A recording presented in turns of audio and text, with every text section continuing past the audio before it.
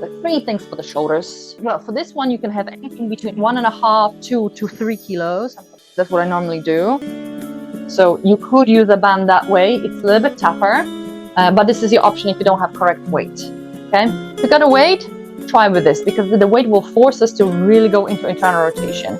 Notice how I'm supporting my elbow on my knee. You may want to sit up on the cushion or a block. In fact, I'm going to demo this. Sitting on the block just makes it a little bit easier for the other hip. This could be straight here or bent, up to you. Otherwise, use the surface of a table or chair. And me rotating. External, internal. And I let my tissues, my infraspinatus get stretched by the weight. So I'm being pulled to internal rotation. And then exhale, lift. If you're finding that you're going this way with your upper body, then obviously there's a lot of swinging from the torso. It means the weight is too heavy.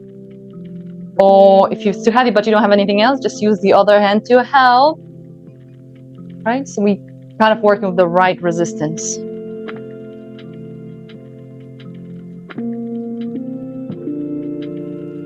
And just try to get, because this is again like warm up for the calf.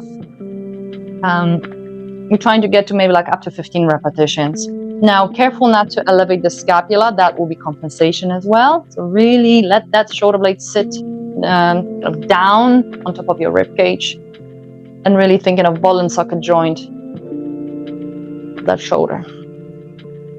Elbow at 90 degrees throughout, so you don't want to let the arm go away from you. Think of the weight going towards your abdomen. And the same, you don't want the arm to be sideways. You want the elbow to be pointing forwards. And we'll be switching sides next. If you've got to wait for a moment. Let that weight pull through internal rotation on the external rotators of the shoulder.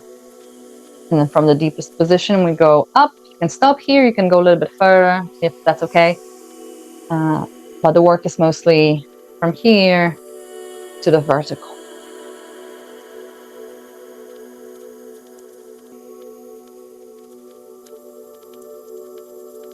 I like to hold and stretch sometimes before I really control from the deepest internal rotation to external.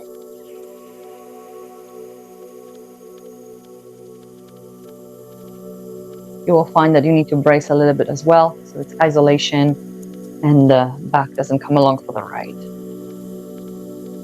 So we're about 8-9 reps. Let's carry on to 15. Using exhale on the way up. At the same time, I'm pulling my shoulder blades down. Next, we're using a loop. You can stay seated. You can go up on your knees. You can do it standing. Loop, don't make it too heavy. And let me again explain the idea. Look where I have my loop. You can obviously have it around the wrist, but I think having it this way between your index and the thumb is best. Again, you shouldn't be too heavy. Elbows stay close to the body. So I will be pushing hands apart. Not that, just hands. And imagine you're holding a ball. So I want the hands to stay wide, elbows to stay in line with wrists or a little bit more narrow. You don't want to go there. That's not going to work your cuff. That's actually going to work your trapezius and it will create compensation. Okay, so think again. Stretch the band so it cannot be too hard, too heavy. And then we're going up, shoulder blades stay down, they're gliding down and out, upward rotation of the shoulder blades. Look at the elbows, not here, squeeze elbows in and push hands apart. It's like almost you want to go there. And then return slowly. So we're not going to go much higher than the shoulder level with those elbows, okay? Because I've seen it, and honestly, as soon as we go higher than elbows, things start going wrong. So think, again, you've got a wall on the right, wall on the left, and you're holding a brick between the hands. You want to stay in a perfect alignment without shoulder blades rising or elbows swinging, okay? Should be quite powerful drill when done correct. And hands come closer. And we go in again. Stretch the band, elbows to the body. And slowly gliding in the same track, train tracks. Shoulder blades down. Fight. I can definitely feel rotator cuff, especially the posterior part, back of the shoulder blades kicking in. That's your infraspinatus. And we go in again. Stretch. Reach. Again, that's usually that's used as a rehab exercise for rotator cuff tears, but you know, that's why it brings so much blood flow to those tissues and will help you with reaching overhead, create more stability, more control. Again, you may find the one arm's maybe weaker, the one goes in, one elbow is winging maybe more. Feel free to create a fist. And again, if you were to do this in front of the mirror, you could maybe see that I can definitely see in my reflection that my right arm feels very strong and the left wants to go there more. I can even look at the wrist. If that's happening, you see that the tendencies to go out, really force them to work. Now, straight band or loose band, no loop, nothing too extremely heavy. You just want band attached to something. So I've got it attached to the leg of the sofa. I'll be facing the leg of the sofa. What I want is pull, rotate. And it's going to be probably because of resistance, you're going to be pull, rotate. Pull, rotate. It's almost like you're rowing out and up with one arm only. So again, what you're working on is your infraspinatus, this bit here. And obviously a little bit of outer shoulder.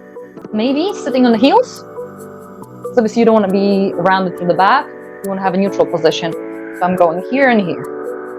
Elbow back, roughly shoulder level. And then knuckles to ceiling, okay? I'm going to do it on this one as well so you can see. I use this normally again to get, you can get nice pump through the tissues of the shoulder. It's a good warm up. Now careful not to do this, okay? Or to bring the arm in front because that's only going to be pecs or biceps. You want to be quite specific that it goes back and up, not to the face, but knuckles to ceiling, okay? And again, you can make it as heavy as you want, but be able to get here, but this is the toughest bit. Not too heavy to pull back, but quite heavy to externally rotate. Okay? We're doing single, so it actually requires more stability through the trunk, more oblique activation. This could be obviously done with long bands, both hands at the same time. It's also quite nice warm up. Okay? But just pull and rotate. It kind of looks like one movement. If I was going in slow motion, it will be exactly like I showed you. Row and rotate. But it may look like one sleek transition. And again, adjust the resistance because you may find one arm is much weaker and you may feel like you're twisting or moving your neck or lifting your shoulder blade. Don't want to do any of it.